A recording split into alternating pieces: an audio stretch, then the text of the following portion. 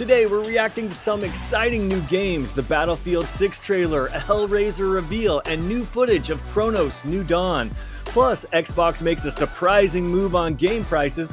What's going on behind the scenes? And did Splitgate 2 just unlaunch? Stick around for all those stories and more. Welcome, friends, to Good Playing With You, your weekly gaming news roundup. I'm Dan Whitehill, and as always, I'm joined by my Cenobite-loving squad of Matts, Matt Lord. Hey, how's it going? And Matthew Moulding. You can call me Lord's number one crush with that haircut he's sporting. It's all new, baby. Represent. Good call. Before we hit the headlines, one quick note. We are 228 subs away from our goal of 1,000, so if you could hit the like and subscribe button, it would mean a lot. Now, with that out of the way, let's jump into the headlines of the week.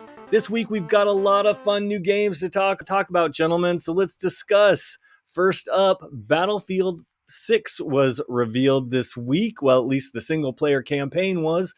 This is EA and DICE with their first cinematic trailer for the Battlefield 6, featuring high-stakes modern-day conflict centered on a private military group called Pax Armada. The reveal confirms the return of a focused single-player campaign set in explosive urban environments like Manhattan, with breathtaking visuals, massive environmental destruction, and the classic four-man squad dynamic. Multiplayer gameplay reveal is slated for next week on July 31st. But given the first glimpse of the single-player, gentlemen, what did you guys think? When is there too much destruction? Is what I'm trying to say. There was like destruction on every level. There's helicopters flying through apartment buildings. There's bridges getting exploded. There's a dam getting broken down. I'm like, they're taking it to the limit with the destruction in this one. And that, hey, that's a good thing. In my opinion, I don't think you could ever go wrong with that. And to be honest, the single player has never been on my radar for Battlefield games. So this being so hyped, and it reminded me a little bit of Call of Duty Modern Warfare when they kind of did the reboot in 2019. It kind of had that same sort of energy. So I gotta say, I was very surprised with how good this looked. Moulding? I also thought it looked good. And let me tell you why I think this one is actually going to be a success. Because I don't think that they're going to do the whole skin situation on multiplayer like Call of Duty has done. I don't think you're going to be fighting Little Kim or Cardi B as a skin or Beavis and Butthead. I think this is going to stay a little bit more, realistic for a first-person shooter, for a shooter like this. I think it's going to stay a little bit more like that. And I think people like me are kind of hungry for that back to basics sort of gameplay. And I love the destruction. I think the destruction is awesome. I wish all of these games could do it the way Battlefield does. So I think it is going to be a successful launch, not as big as EA thinks it's going to be, which we reported on a little bit ago, where they expected some crazy amount of buyers for this game. But I think it's going to be a good one. I have faith in it. I agree. I got to say, that trailer was looking pretty sharp. And part of the reason what I'm hearing is that it's not slated for launch on Xbox One or PS4. So it sounds like they're finally leaving last generation behind and embracing the new technology. And it shows here. Now, the real question is, all that beautiful destruction, will it transfer over to multiplayer? Or is this only for the single player experience? And what will multiplayer be like? So that's another half of the equation here. And I can't help but compare this to the Call of Duty trailer, which I felt was a little bit misleading and confusing. I love me some Milo Ventimiglia and stuff, but that trailer, it was just, I don't know. I didn't know what the hell was going on. Whereas this one was very much like military, patriotic shooter, kill the bad guys. And that's kind of what you want out of these games. And this one came and it brought it, and it looked gorgeous doing it. I got to say, I was pretty hyped too. It looked great. And Maulding, what a spicy take, thinking there's not going to be a Cardi B skin running around the map. I don't think there will be. I really hope not, at least. But I don't think they're going to go that direction with it. Well, that would be smart, because with, like I said, mentioned a second ago, the success of Call of Duty 2019 with it being like a military sim, And I loved that game. That was honestly turned out to be one of my favorite Call of Duties around. And you're right, it was very just to business. There wasn't any crazy skins at launch. I mean, of course, it has evolved into what it is today, but I'm hoping they go that route with this game because it I looks think you awesome. guys are crazy. This is You EA think we're so? talking about. There I are going know to be you're Ninja right. Turtles. They're going to be, I don't know, there's going to be Cardi B. There's going to be Lil Nas X. There's going to be all of them. All the people who are going to be in this game for sure. It just, I think they're trying to launch it first and then they're going to Oh, yeah. charge you $30. I think my bubble's been burst. I think Oh, you're right. no. But I'm gonna stay firm. Well, I think we're gonna look at multiplayer. I think they're doing another reveal of that. Maybe is Next it at the week, end of the month? Next week. Yeah. 31st. Okay, great. Yeah. So we'll definitely have more impressions and opinions on that one. Stay Yeah. tuned. And I'm sorry to hear your bubble was burst, but this next game might That's okay. impale it. This next game is Hellraiser Revival, and it looks fantastic. This is Saber Interactive and Boss Team Games, and they dropped a surprise announcement this week for Clive Barker's Hellraiser Revival, the first true single-player survival horror game based on the iconic franchise. Players will assume the role of Aiden, guided by the Genesis configuration puzzle box, to rescue his girlfriend from the labyrinth, face cultists and Cenobites, and confront Pinhead, once again voiced by Doug Bradley. Clive Barker himself is deeply involved, and the game is in development for PC, PS5, and the Xbox Series. What did you guys think, gentlemen? Well, I'm a gigantic Hellraiser fan. I love Pinhead so much. I love Pinhead. I love Chatterbox. I love Butterball, which is all their names. And you don't want to know what the lady Cenobite's name is? Female Cenobite. So I love all of them, even female Cenobite. I thought the trailer looked awesome. I actually don't know what this game fully is going to be like. We got a picture of Leviathan when they go into the other dimension, that god. We got to see that. We got to see lots of dismemberment and tearing apart, at least in the Red Band trailer. We get to see that, and some boobage. So I'm super pumped. Even though maybe this game, that type of gameplay is not my favorite, I'm gonna love it because it's Hellraiser and I love Hellraiser so much. Good call. And I to be honest, when I watched the trailer, I thought, oh, it's just going to be a multiplayer game. At the beginning, I was like, this is going to be like a Dead by Daylight, huh? And then I heard it was single player, and I was like, here we go. It's so on. I was so hyped because the first Hellraiser is just such a kooky premise, and it's so scary. I think everything looks very, very on brand, and that's going to be a spooky experience. I'm excited for this one. I gotta agree with you. This seems like the real deal. They've got Clive Barker involved. They've got Doug Bradley coming back to voice Pinhead. So it's like they're going for it here. And what's awesome is that I love Saber Interactive. They're a great publisher. They've done me right with World War Z. So I'm super fan of some of the stuff that they've published. I don't know Boss Team Games, but I'm rooting for them for sure because this game looks fantastic. And how brave. I love that you said I thought it was an asymmetrical horror game because I did too. I thought for sure it was because that's what, every sort of horror franchises. And then they're like, no, it's a single player experience. And that seems so rare these days. It was really nice to hear. It was crazy. And I hope it has sort of, I know you may not agree with me on this, but I hope it has like a Scorn type of feel because I liked Scorn a lot. And that just like grotesque, weird imagery, not super fast paced, but it's more of just that setting that is so unnerving. I'm hoping we get some of that. You're going to get a lot of body horror. That is for sure. I'm down with it's the grossness. Yeah. Unfortunately for our YouTube viewers, we are only showing the Green Band trailer. We're not going to get rated you can by check showing it on, the I think, Red on their Band. website, right? Yes. On the Hellraiser, on the website for it. Yeah.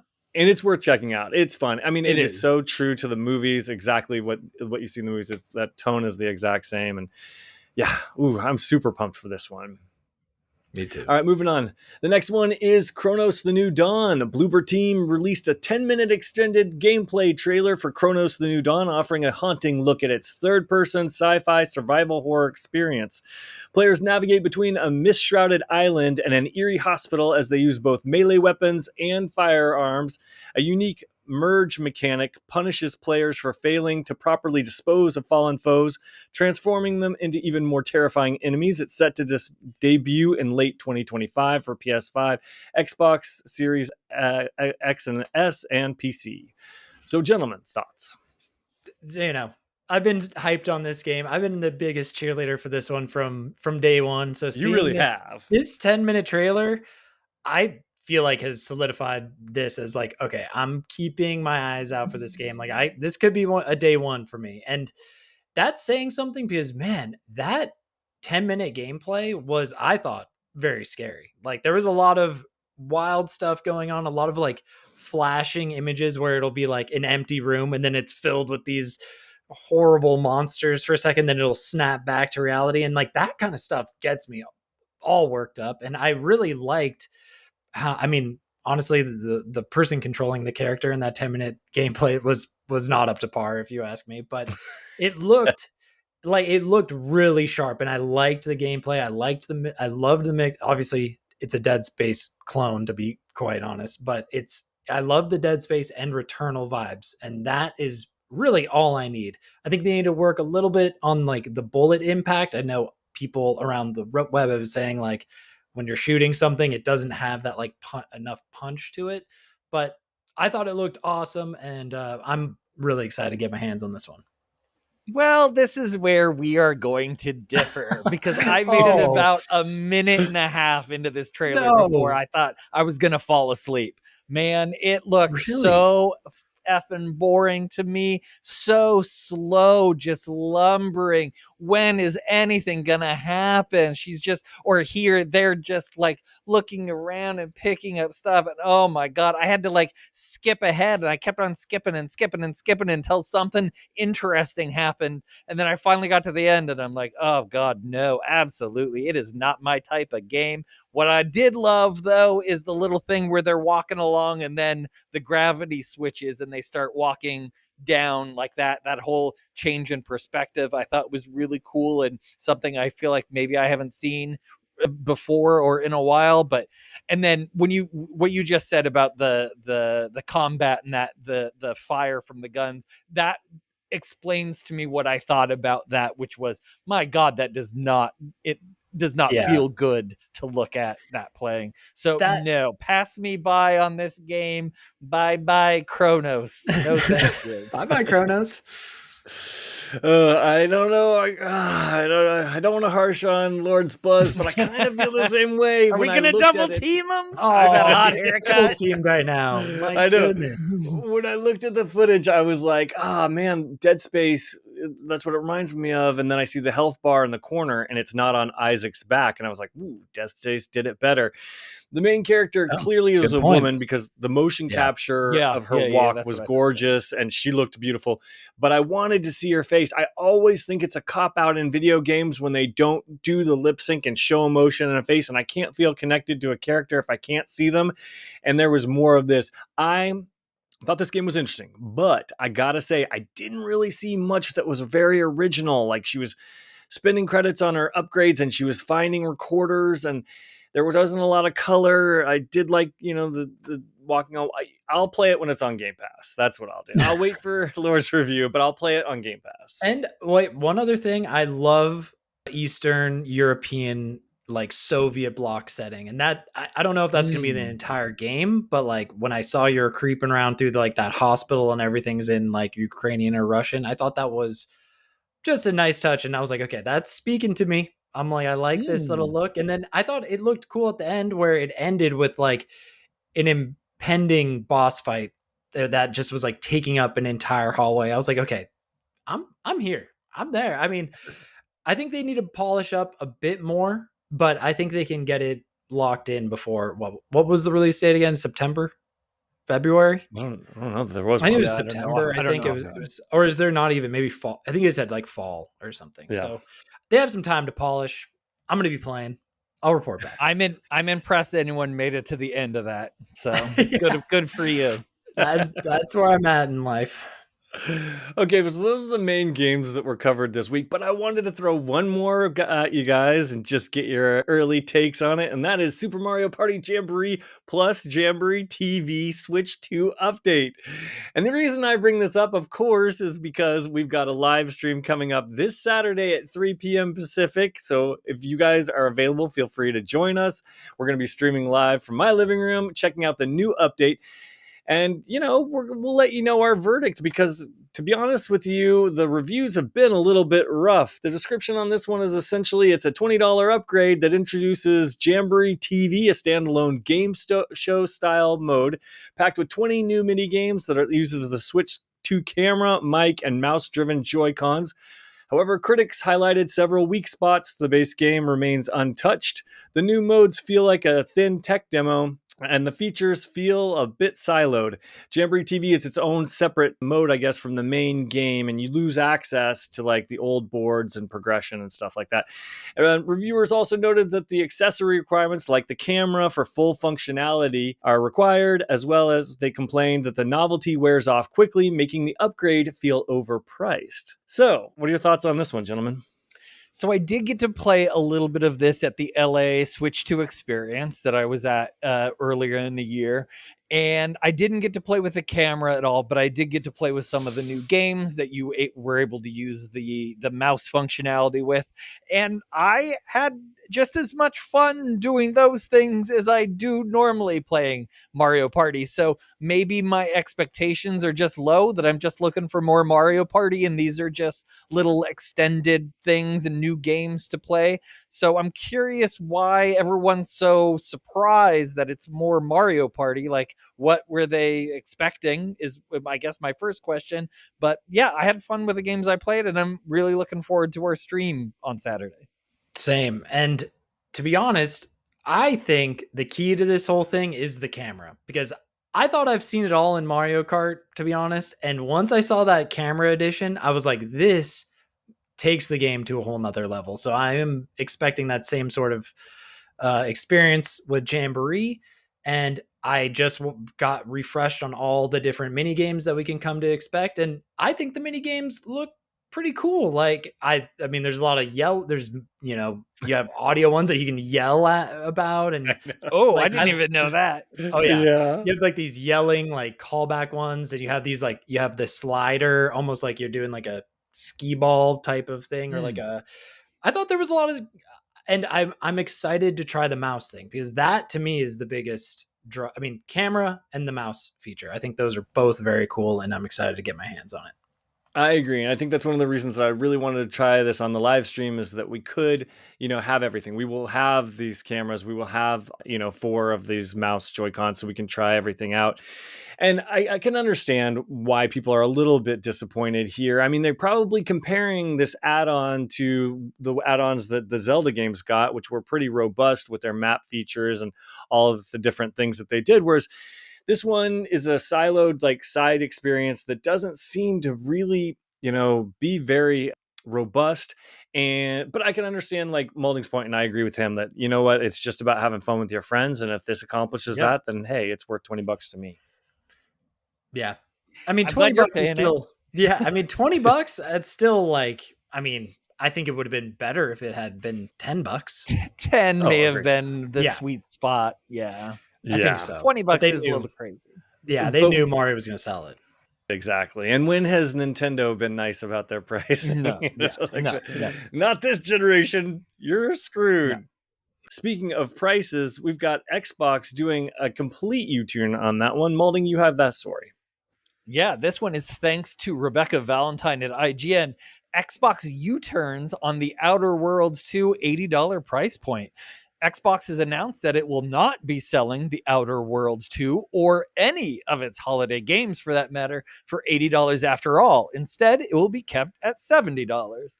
An Xbox spokesperson shared the pricing changes with IGN on Wednesday. Quote, "We're focused on bringing players incredible worlds to explore, and we'll keep our full-priced holiday releases, including The Outer Worlds 2, at $69.99, in line with the current market conditions." End quote.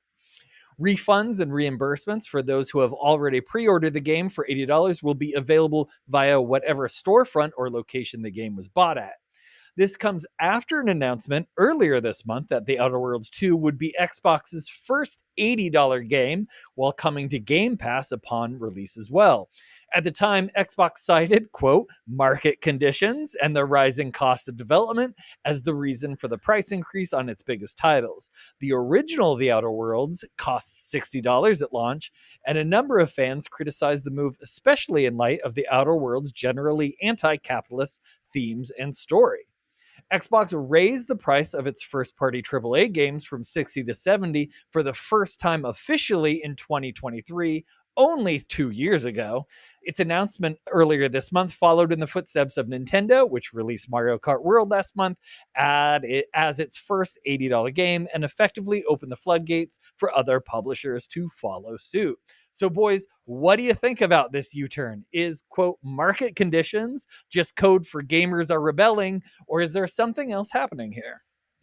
Get dunked on, because that's a huge gamer win right there.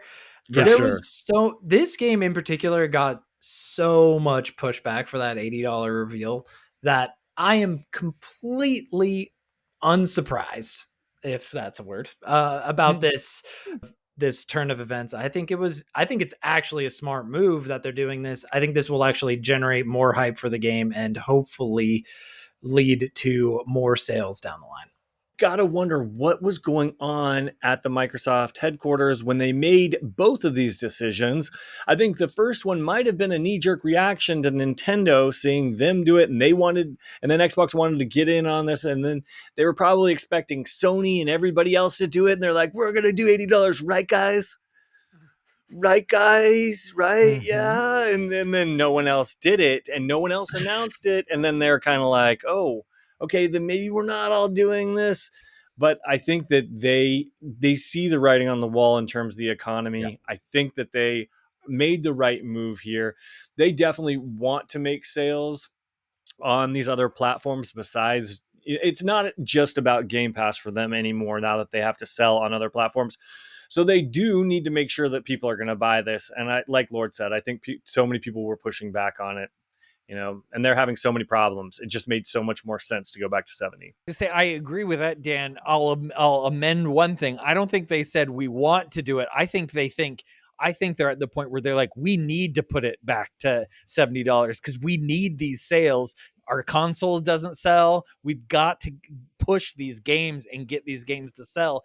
And I was going to play it on Game Pass. I certainly wasn't going to buy it for $80. So they were pretty much hoping that, I guess, PlayStation players most likely were going to be buying this game for 80. And I don't know.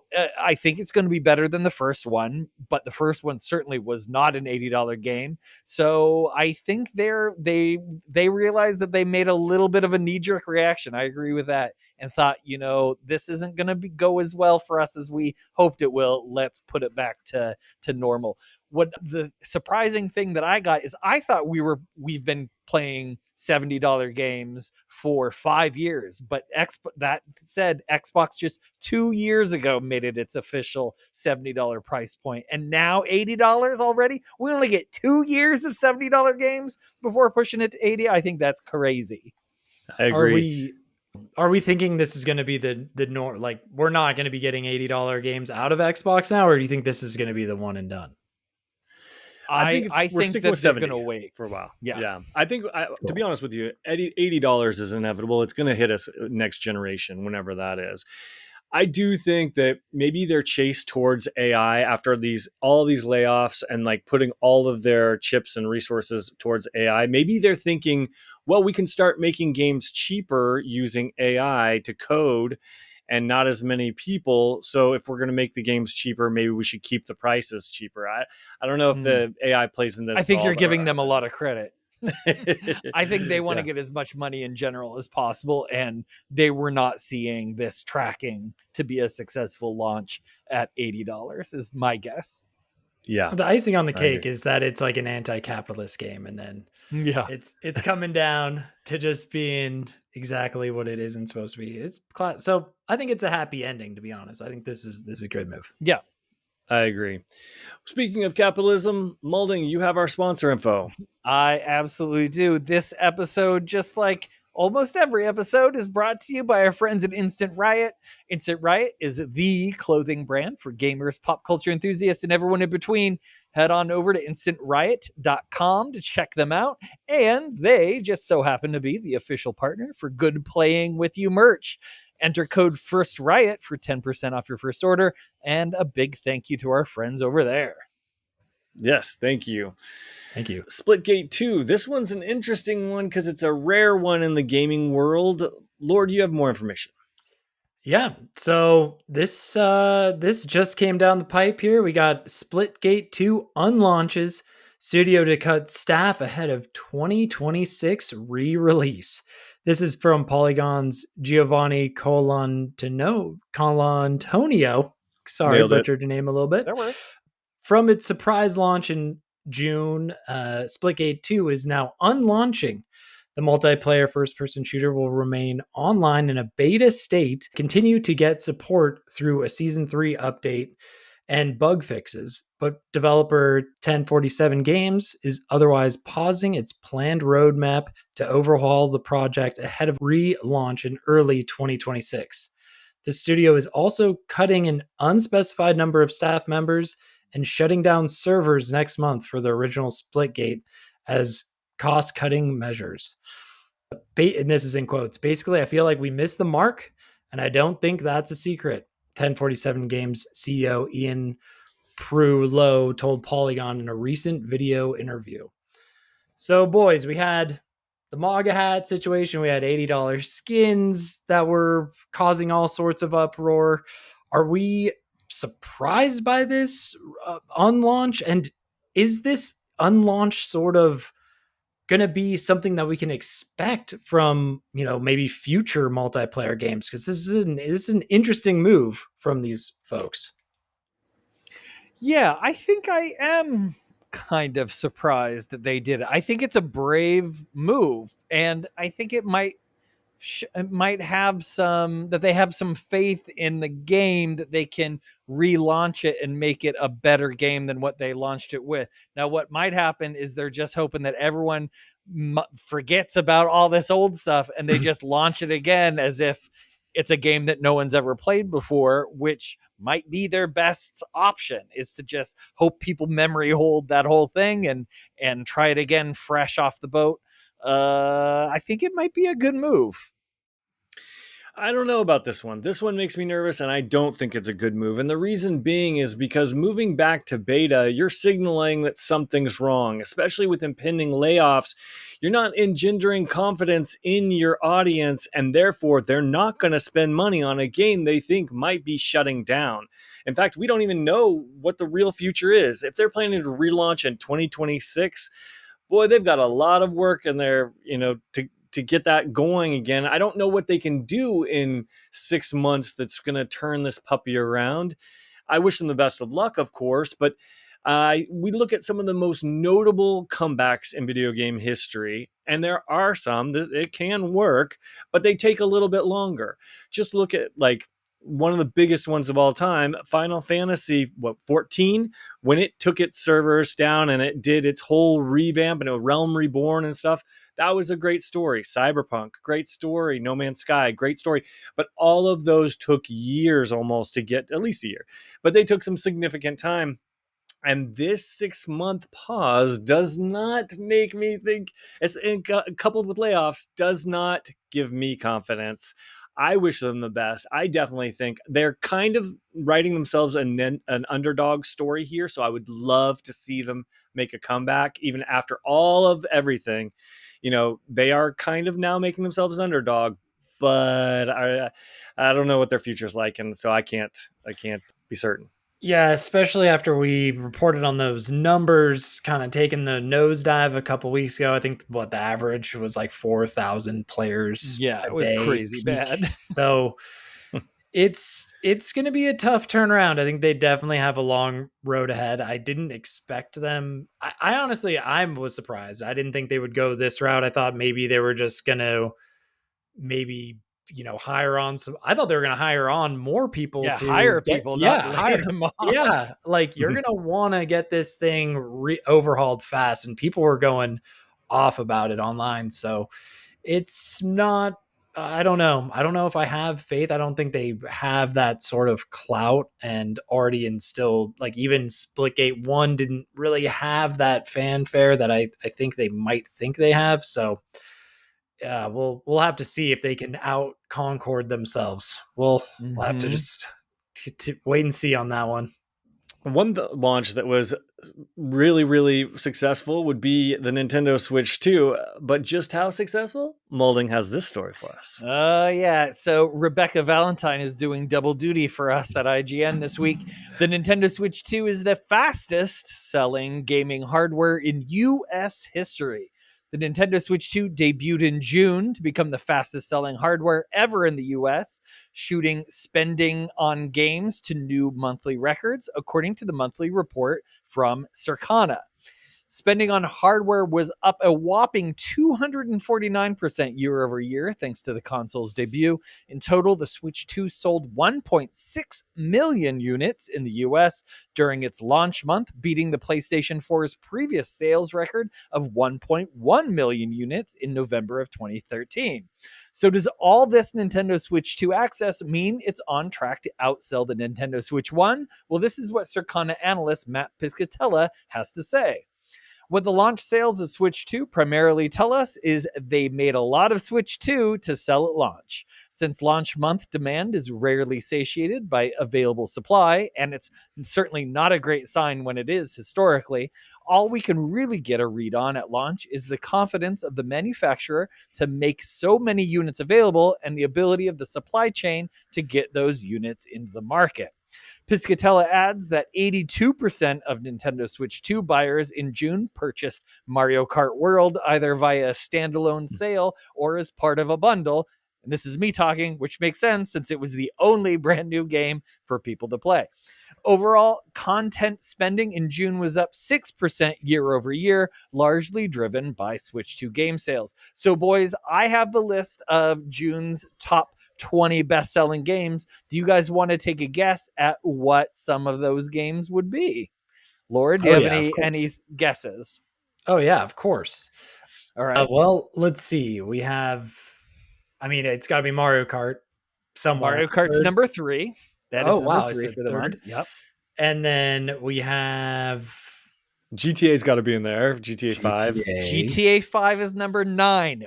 However many years later, that game is at number 9 for the Red month. Dead Redemption in the top 5. Red Dead Redemption is not on the top 5. Red Dead Redemption 2 is number 15. Okay. There's got to be a Call of Duty and there's got to be a Madden in there. Call of Duty Black Ops 6 is number 4. And Madden, I didn't see. EA Sports FC, whatever that means, because I don't play sports. 25 is number 12. Soccer game. What about their college football one? Did that one make MLB The Show? 25 is number 7. One. I don't know. Yeah. Wait, you're looking for football? Yeah, I don't see it. No. NBA 2K25. I know that's basketball. Yeah, I got that. No, I actually don't see any football in there. Okay. Unless EA Sports FC. Oh no, you said that's soccer. Wow. That is just interesting. Well, what else? What's number okay, one? so number 1 is Elden Ring Night Rain, which was kind of a shock to me. That's but shocking. with that lower price point, that does kind of make sense. Lord, I can't believe you didn't say this. Death Stranding 2 on the beach is number 2. Yeah, come on. We were expecting you to say that. I was hearing that game didn't sell as well as they were thinking.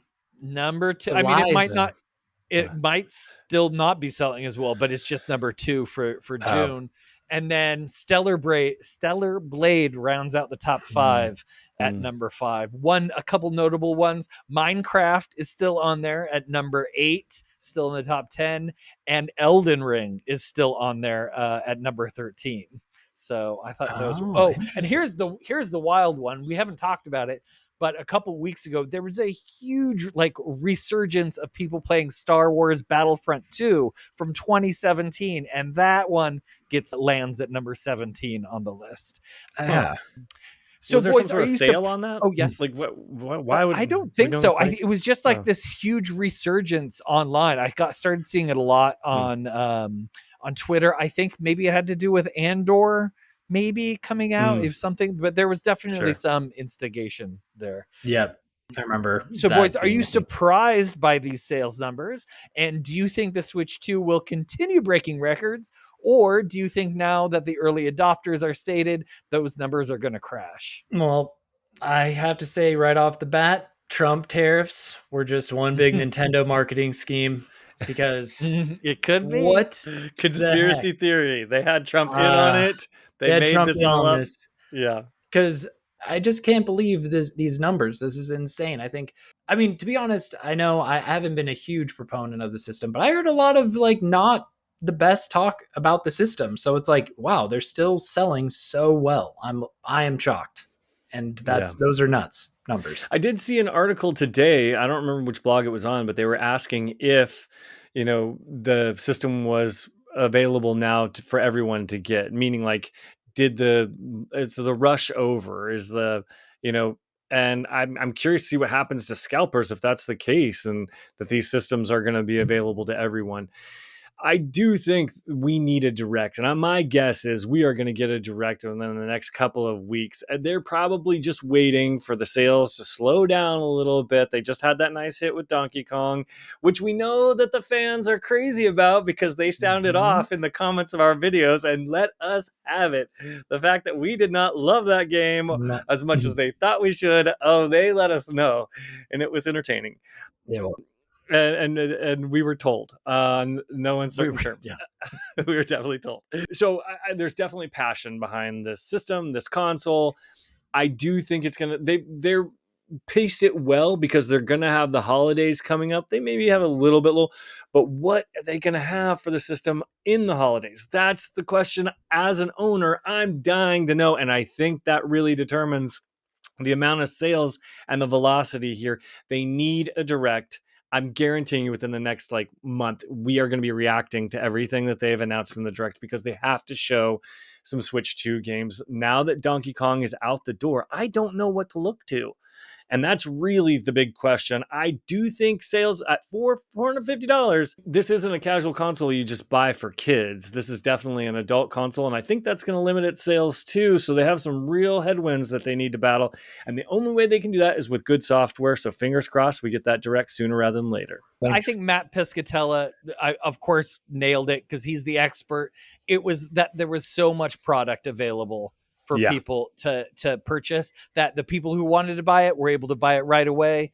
I've mentioned my neighbor just on a whim went to Best Buy or Target and it just happened to be there. And so we picked it up. And you just can't do that if the manufacturers don't manufacture enough consoles for everybody. So I think they were bound to get a record just because of availability. And now I think we're going to see it. I think we're going to see it tank a little bit. And then, don't count out the Nintendalts. They were out there, I think, picking this system up. They marketed it a little bit older, and I think that could be just paying off more so than we are expecting. So could be working in that regard. Yep. Yeah. Well, good on them for landing the biggest launch of all time. That is awesome to see. And I wouldn't hate to see other manufacturers follow the same suit because making it easy for people to get your system, hey, guess what? People buy it. And I hate when it's that struggle when we're trying to get those systems in the very beginning of the launch and it's painful and you've got all the alerts set up and you're trying. Well, this one was a lot easier for people, thank God. And it honestly, it's all thanks to Nintendo having that stock availability. So I think a lot of people could learn some lessons here. If they want those records, they got to pump out those machines. That's for sure. Very cool. All right, well, moving on to companies that might really be clueless. Lord, you have this story about Ubisoft. Yep, sure do. Ubisoft argues putting microtransactions in single player games makes them more fun. This is from Dexerto's Carver Fisher. In their latest quarterly report, Ubisoft spoke about their business strategy and how they try to engage players. In a section about the experience of their full price premium titles, They claimed that putting paid XP boosters and cosmetics in games like Assassin's Creed Shadows makes them more fun to play. They claim they've figured out the adoption of monetization and engagement policies that respect the player experience and are sustainable in the long term. This is in quotes. At Ubisoft, the golden rule when developing premium games is to allow players to enjoy the game in full without having to spend more. Our monetization offer within premium games makes the player experience more fun by allowing them to personalize their avatars or progress more quickly. However, this is always optional. Their quarterly report reads. Now, do you think that microtransactions actually make games more fun? Absolutely not. That is fucking ridiculous. That is such corporate speak. That's like me saying not showering for 3 days makes me more likely to get laid. That is just not true. Patently false. And I don't agree. I don't agree with what they have to say. I don't believe what they have to say. And I think they're being silly and just trying to get press or something. I don't know what they're doing. That's stupid. I totally agree. I think with some caveats here, they are the kings of the single player game, and microtransactions just do not belong in a single player game. If you have to buy transactions and level ups and all that sort of stuff to get over their bloat of a game and progress the story, that's a problem. Now, that being said, in the last few Ubisoft games, I didn't even realize there was a store in the menu. So it's not like it's completely intrusive mobile sort of pop-up situation. They are respectful about it, so therefore I haven't thrown in a tantrum. But making it more fun is quite the stretch. Look, if you really want to go there, then maybe a multiplayer game that has a battle pass or some sort of seasonal system where you have to earn credits, but then you can earn them, but then you can also buy it. Maybe that makes those games fun, but that is completely different than what Ubisoft puts out. Yeah, unless I'm completely out of touch with these young whippersnappers who are out here opening their wallets to buy cosmetics. Like back in my day, you had to grind, not even for that long. You had to go out and earn, whatever skin you wanted to wear in the game. You shouldn't. That to me is always the biggest red flag. You should never have to pay for a cosmetic. Everything should be unlockable. Like you said, Dan, single player games, they don't need multiplayer levels of microtransactions. Let that be a thing. If you're paying full price for a game, you should get the full game. Instead, you're getting a store with cosmetics that you're gonna have to pay for. It's such a slippery slope. And to me, saying this, I'm with you, Malding. I have no idea why they would say such a. In my opinion, this is a blatant statement that is false. And so I don't know why they would make this. It's such a strange move, but we just had to chat it up because it is just a weird one. And who knows, if they're that far out of touch, then whoa, we're in for a wild ride from them coming up. I'll never forget playing. It was one of the Far Cry games, maybe 4 or 5. I don't remember. Opening a safe and they give you a bunch of these metal bars, and I was like, "What are these metal bars for?" And then come to find out, you play the game to get a currency, to get microtransaction stuff in game, but then you can buy that currency with real money to get that stuff. I'm like, what a waste. Just a waste. Oh my gosh. That's their scam though. They give you a little bit of the currency. Yes. And they want you, but it's really not enough to buy anything. No. But they give it to you. Exactly. And they want your money so that you can, I don't need the fucking horse armor. I'm fine without it, And it's a scam. And they're the worst at it for sure. Well, that pretty much wraps up everything we have for this week. If you're watching on YouTube, please like and subscribe. If you're listening on the podcast, please tell 272 friends. And on behalf of Matthew Moulding, Matt Lord, and myself, Dan Whitehill, thanks for joining us. And as always, good playing with you. Good playing with you. Good playing with you.